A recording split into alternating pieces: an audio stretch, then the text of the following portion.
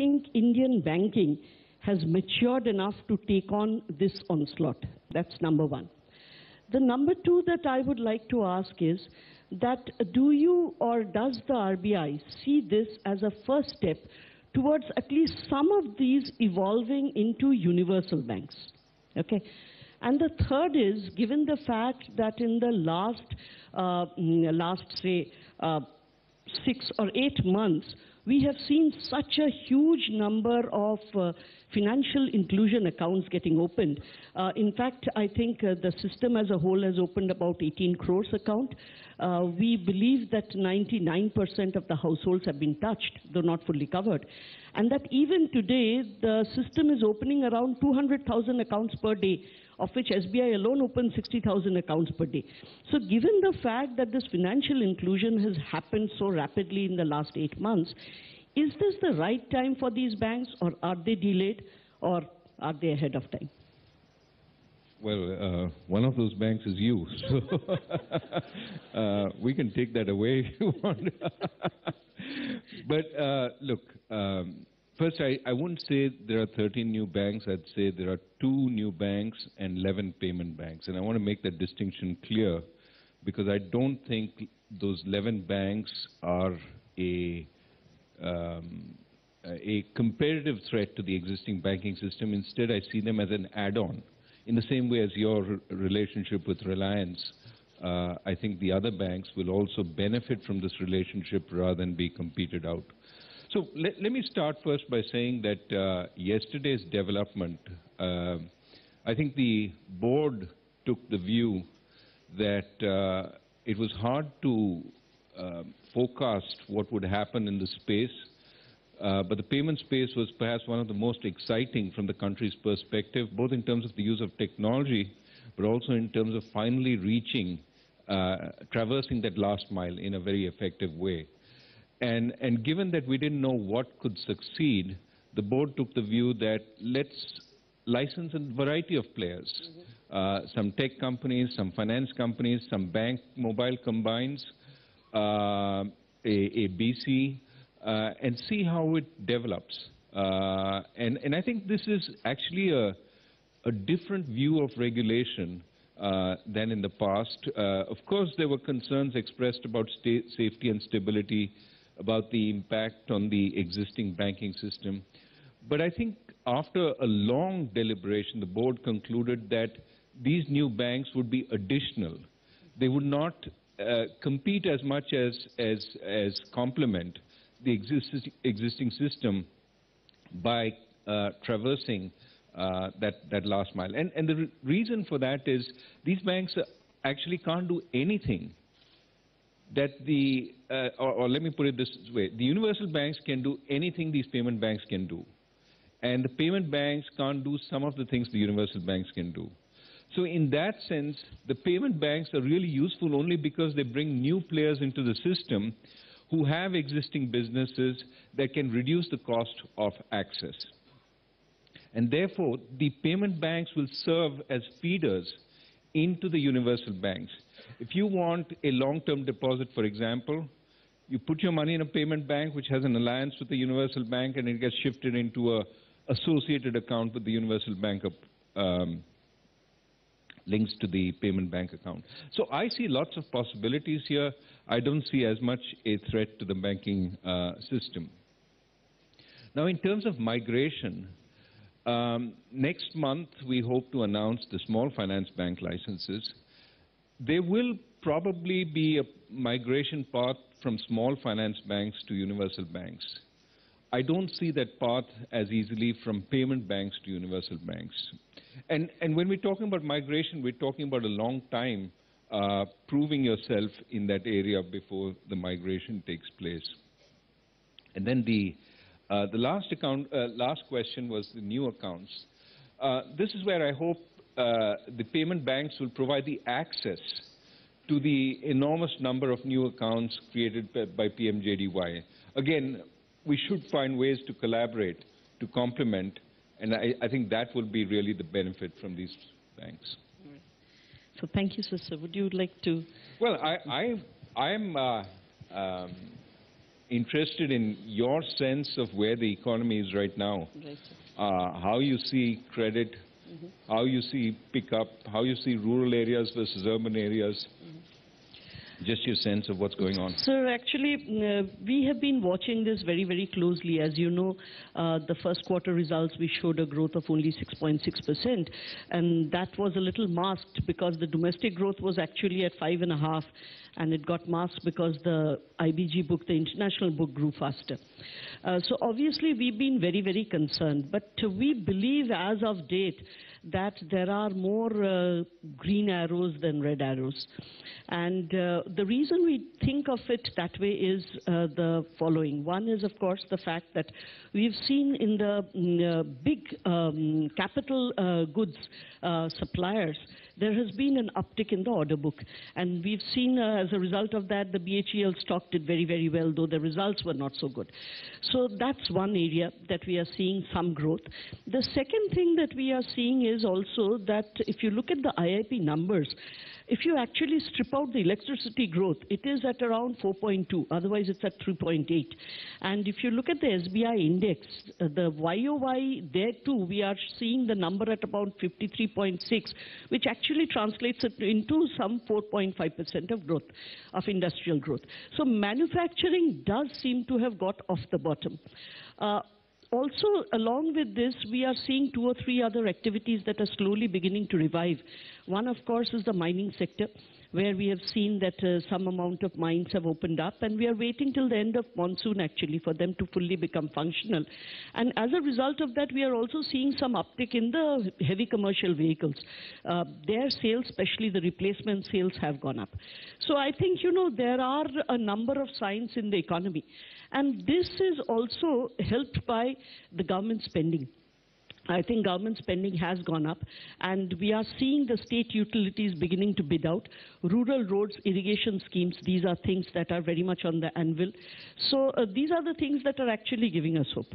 But sir, I think on the other side regarding demand, we are seeing rural demand at a very low pace, also urban demand. And in fact, you know, we were recently having that meeting where we were trying to brainstorm as to how to get urban demand to pick up. And this is a conference, and so, you know, we are allowed to give out-of-the-box ideas, and I hope you won't mind. So I was thinking about it last night, and I was remembering that in 2008, when the economy started faltering, one of the things that really made the demand go up was the 8% housing loan that SBI gave. Of course, at that point of time, it was tagged as a teaser loan. We in SBI refute that because the due diligence that went for giving those loans were the same as would have been done for a loan at the regular rate. The only thing is, even your eligibility was at the regular rate. The only thing is, for first 2 years, you were allowed to pay at a lower rate. That was the only difference. But what did happen was that demand really kicked in. And 3 years later, Mr. Kaushik Basu, who was the chief economic advisor in the economic survey, he acknowledged this, saying that this was one of the tipping points. Now, today the base rate is at 9.7. And I'm told that the real estate stock is around 4 years. Now, I was just thinking, is it possible that for a little while, something of this kind be allowed? Given the fact, sir, that this is one of the portfolios where the NPA is lowest. Even today, our portfolio, which is 30 lakhs and above, the NPA is only 0.29%. So there's been no bubble built up over here. And maybe we could also ask the realty players to bring down their rates also equally. Means there is already a record as to at what rates they've been selling. So something of that sort means, I don't know, if this is something that could be used as a kicker for getting the retail demand started. Well, I never say no to your ideas. We'll examine them. I think there is something to be said for the fact that with the slow pace of transmission, that some front-loading by the banks themselves may be useful. But I need to explore the thinking behind the earlier views on this and what kind of safeguards, if one decides to go ahead, would have to be put in.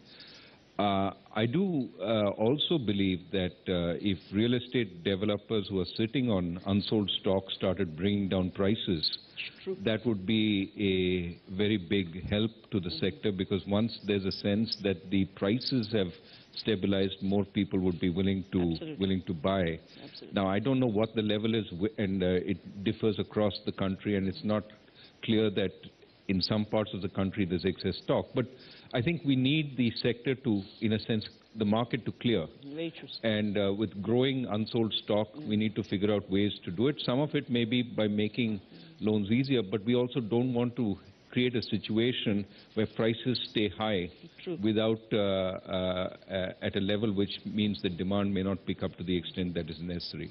So we need to explore all these issues, but I think we are very open to suggestion. I will echo your view that we do believe that there is pickup, and hopefully if the monsoon doesn't deteriorate and in fact improves, sowing has been very good. You may see rural demand coming back more strongly, and that would be, I think, a very tremendous bonus to the economy relative to where we are. So we are all praying to the weather gods to see how they play out. In fact, the Minister of State in the initial thing said that there is a third FM in the country, and that's the monsoon. So he did mention that. So to just move off from this subject into something else that has been worrying all of us, and if to look at China. So again, in China, we are finding that, first of all, it's impacting us in two ways. On the one side, we have the dumping issues. On the other side, certain primary items, for instance, yarn, iron ore, the exporters are suffering because the offtake from China is lower. And third, of course, is the fear of the currency wars. Now, we have also seen that the Chinese government and the central bank have been very actively engaged in trying to boost the economy. So what are your views on that? Are there any lessons for us, or what should we do in order to ensure that, we are able to take on this onslaught? Well, I have to be very careful about commenting on another country in public. But I think if more generally across the globe, because of weak demand, we've seen significant efforts to depreciate one's currency. You can call it monetary policy, you can call it direct exchange rate intervention. The net effect is that many of the policy actions taken over the last few years seem to have their primary effect through the exchange rate. And that's a worrisome trend. That's a worrisome trend across the globe, because there's only so much global demand. We're all trying to capture it by depreciating our currency. Then it becomes a free-for-all. And we've seen sort of examples of that. The Chinese move, I think, raises some questions about the true strength of the Chinese economy also.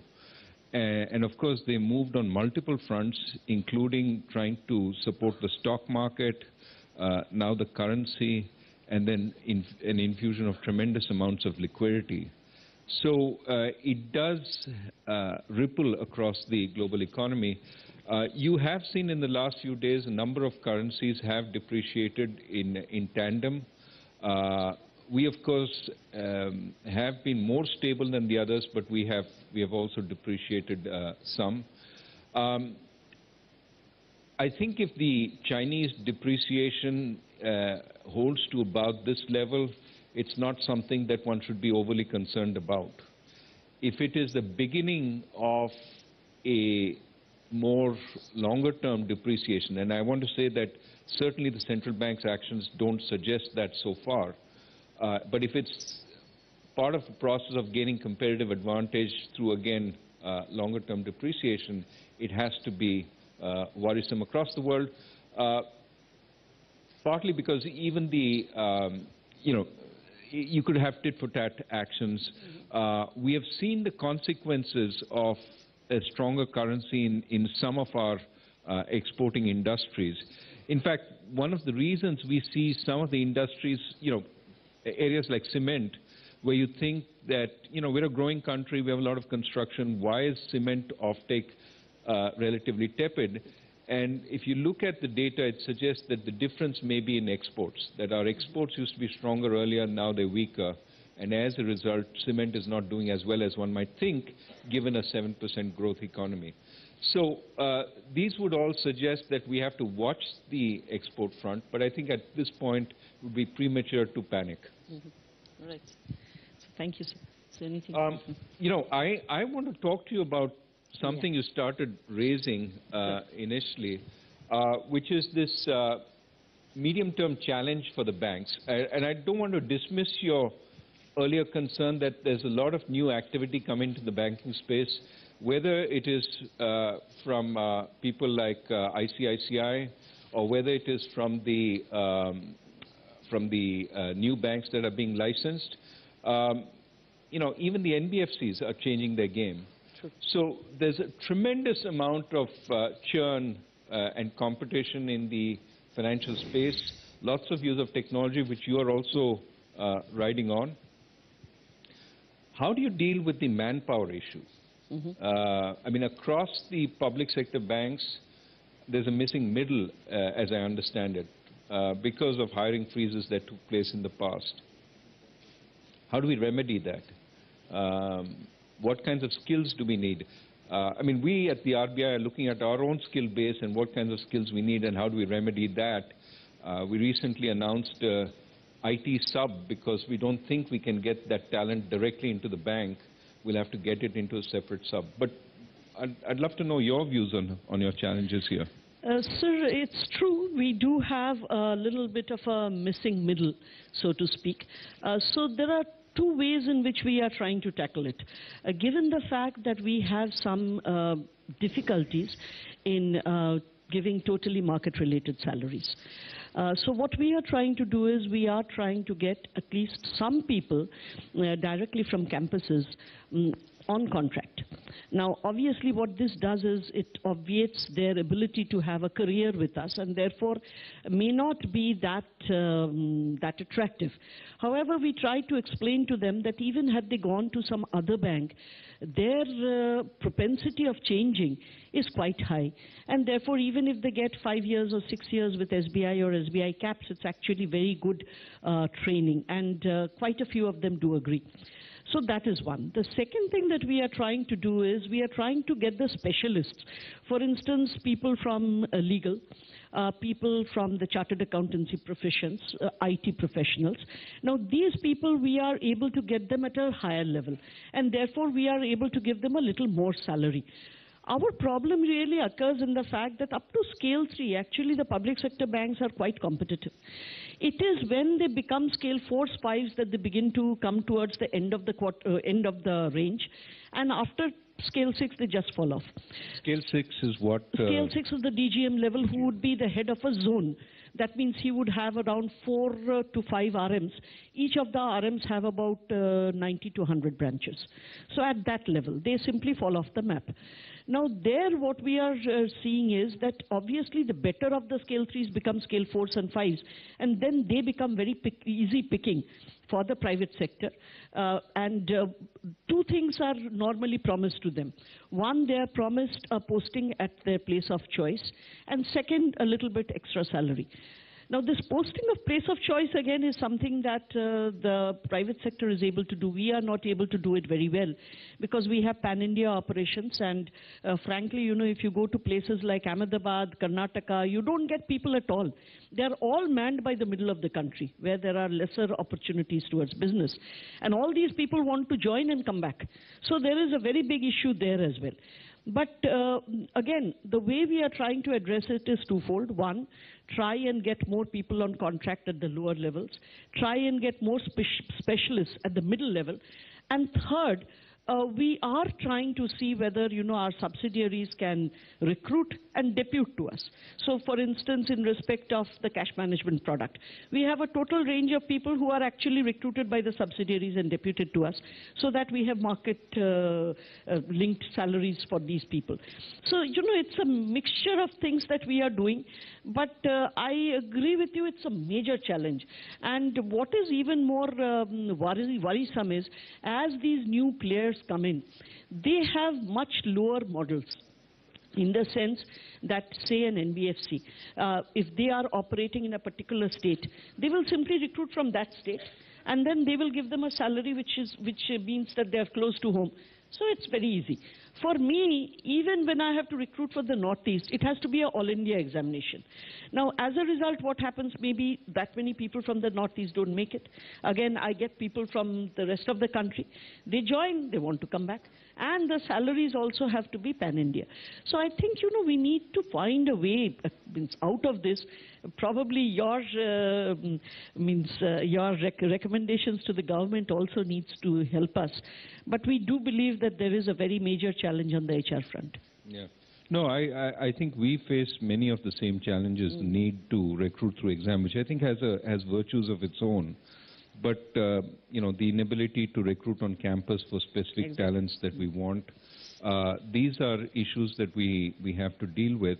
I think one of our attempts to deal with the difficulties in attracting people for careers at this point is to promise them skills, which I think you also promise them in a big way. The variety of experiences that people have in public sector banks. Now, the difficulty there, of course, is that if you skill them up, they become very marketable. Do they then get lost to the rest of the financial sector? From our perspective, given that we are a public institution, it's not so bad. We're sort of training people up for the economy, and if they help somewhere else, that's fine. It's a public service.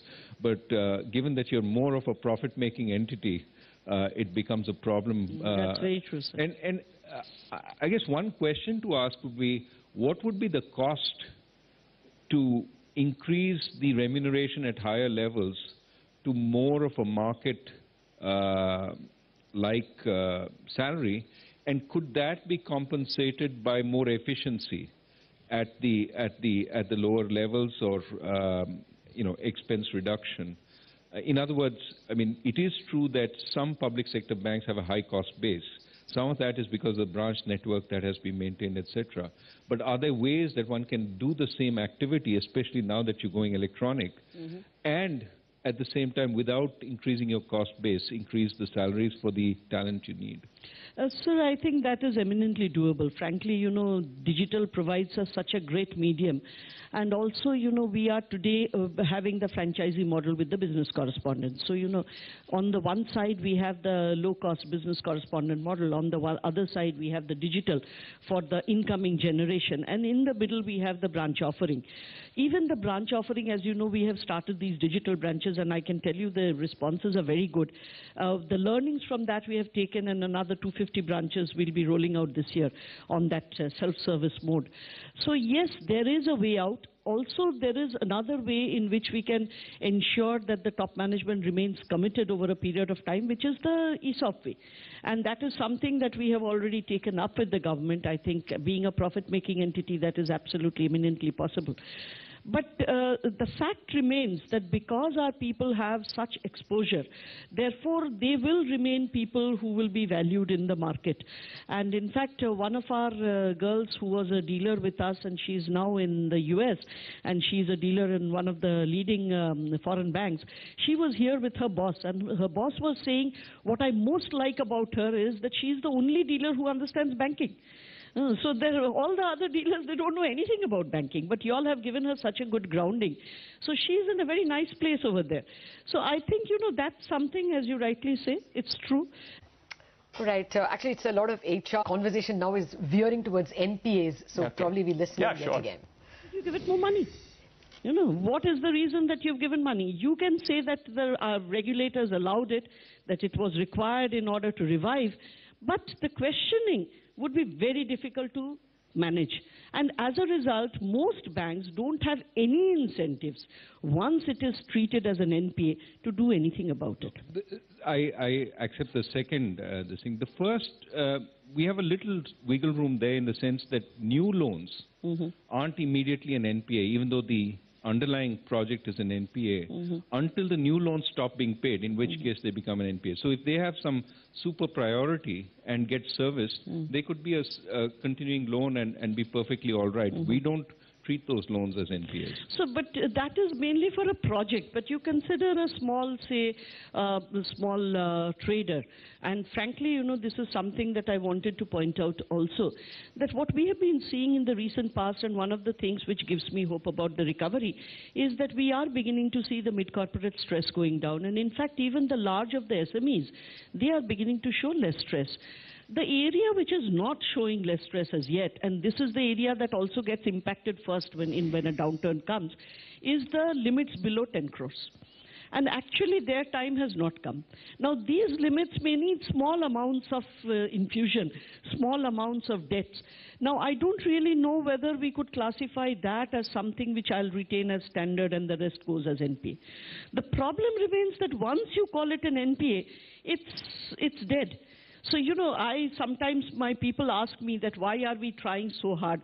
And I would say, you know, you have to take an instance like, say, Ebola. We know Ebola has a very high mortality, say 40% plus. But that doesn't mean a person gets Ebola, we don't try to resuscitate that person. And frankly, if you look at organizations, if you look at companies, they are synthetic organizations, they will get sick. So we will need at some point of time to help them get back on their feet. And therefore, you know, this question of evergreening, I believe the evergreening term comes from a lack of trust.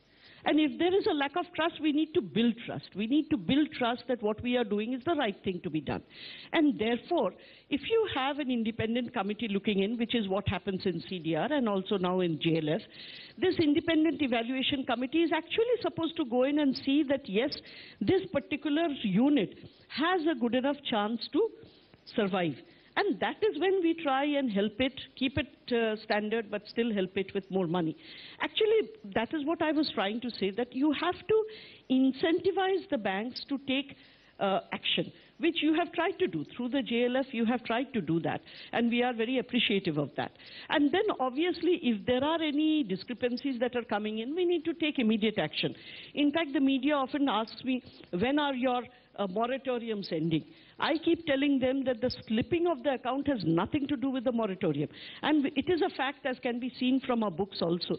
If an account is not progressing as per the CDR plan, whether the moratorium is over or not, they slip. So it's not a bulky slippage that happens. The slippage happens over a period of time, depending on how that particular account is actually progressing. So I think, you know, what needs to be done, if you ask me that, I think in India, and I had told this to you, that whereas in the developed world it is a slash and burn technique, identify everything, take it all off your books and go ahead with life. In India, because we are such a resource-starved country, and the kind of infrastructure and core sector we have is far less than what we really need. So in India, I say my strategy is pull chestnuts out of the fire. So one by one you need to retrieve them, and for that you need a lot of collaboration. No, I think you've been doing a stellar job in trying to pull the chestnuts out. So your turn to... Yes, sir. Sir, one thing that we really wanted to understand, and this is from the banking sector, we have found that, sir, there are two areas where the regulators are far more strict than even the international regulators. If you've seen the risk weights that have been assigned, they are much more severe than Basel risk weights. Also, if you look at the LCR, given the fact that we already have so much of preemptions, the liquidity coverage ratio literally is making us keep government paper to the extent of almost, for our bank, almost 28%. Now, if that is really the case, then where is the extra liquidity to lend when the entire credit growth comes back? And as you know, on account of CRR, SLR, LCR, and priority sector, there is hardly 40 rupees out of 100 that we can sort of lend, you know, for commercial purposes. The second thing why this payments bank is a little worrying is because they'll be allowed to have savings banks. Now, what happens if they go in for poaching rates on savings banks? Then many of the commercial banks will lose a portion of the deposit, which was relatively lower priced.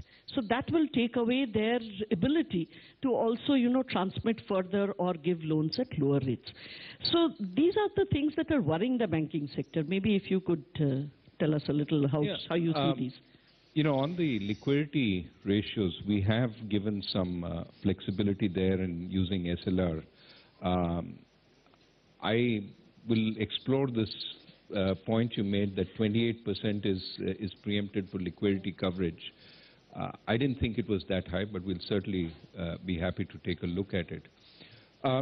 The idea behind the payment bank is that if it does access these remote areas and is able to pick up deposits from there, it will allow us to cut the preemption that is imposed on the regular banks. So you will benefit, even if indirectly, from some of the other preemptions coming down, because the payment banks are now required to keep their money in government securities.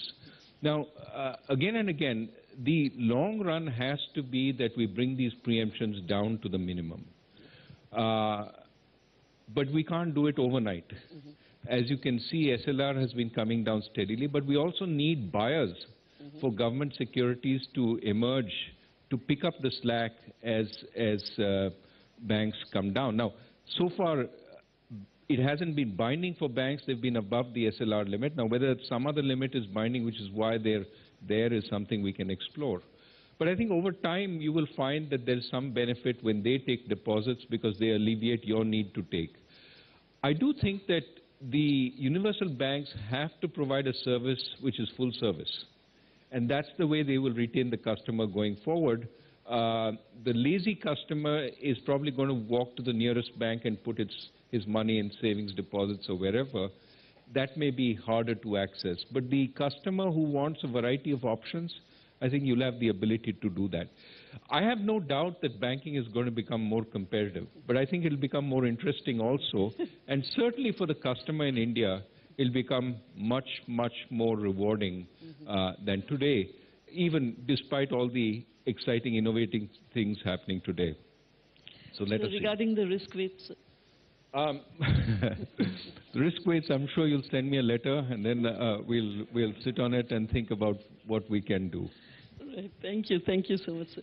Sir, one other thing I just wanted to talk to you about, because this is a sector we are very committed to, and I know you are as well, and that is the SME sector, sir.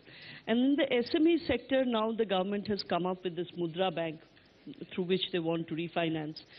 But the fact of the matter is the SME sector has its own challenges, and you have also been talking about a platform which would enable them to turn around their bills faster and get things going, or at least, ensure that the working capital cycle doesn't increase. But also, whatever experience we have had, we think the bigger problem is the lack of equity. These guys really don't have the equity to go through a downturn. So is there anything from the regulatory side that you are thinking about these people? And as I said, we are very worried because the smaller of these guys are still under tremendous stress. Okay, SME problems getting